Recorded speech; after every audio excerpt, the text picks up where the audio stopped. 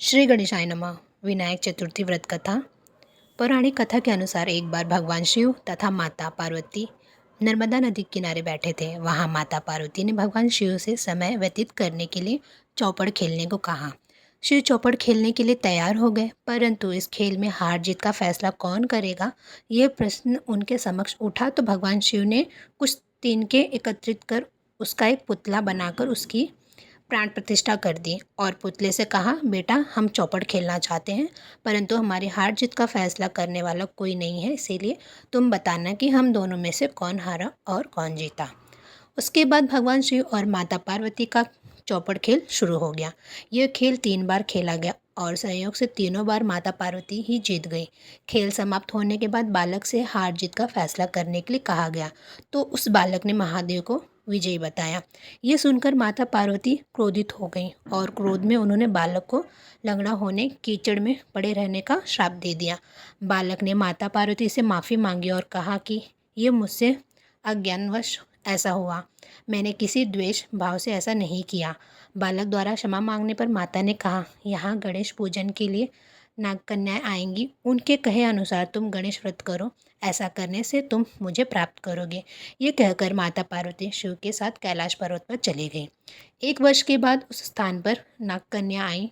तब नागकन्याओं ने श्री गणेश के व्रत की विधि मालूम करने पर उस बालक ने 21 दिन लगातार गणेश जी का व्रत किया। उसकी श्रद्धा से गणेश जी प्रसन्न हुए। उन्होंने बालक को मनोवांछित फल मांगने के लिए कहा। उस पर उस बालक ने कहा, हे विनायक, मुझ में इतनी शक्ति दीजिए कि मैं अपने पैरों से चलकर अपने माता पिता के साथ कैलाश पर्वत पर पहुंच सकूं और वे यह देखकर प्रसन्न हो। तब बालक को वरदान देकर श्री गणेश अंतर्ध्यान हो गए। इसके बाद वह बालक कैलाश पर्वत पर पहुंच गया और कैलाश पर्वत पर पहुंचने की अपनी कथा उसने भगवान शिव को सुनाई। चौपड़ वाले दिन से माता पार्वती शिव जी से विमुख हो गई थी।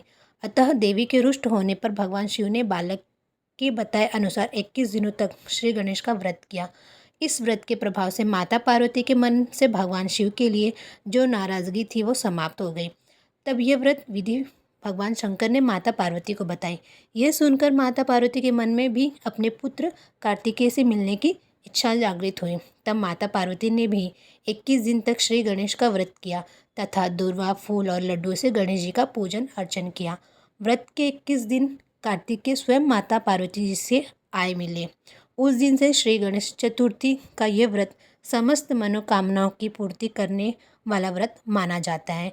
इस व्रत को करने से मनुष्य के सारे कष्ट दूर होकर मनुष्य को समस्त सुख सुविधाएं प्राप्त होती हैं। ओम गण गणपते नमः। श्री गणेशाय नमः। श्री गणेशाय नमः। श्री गणेशाय नमः।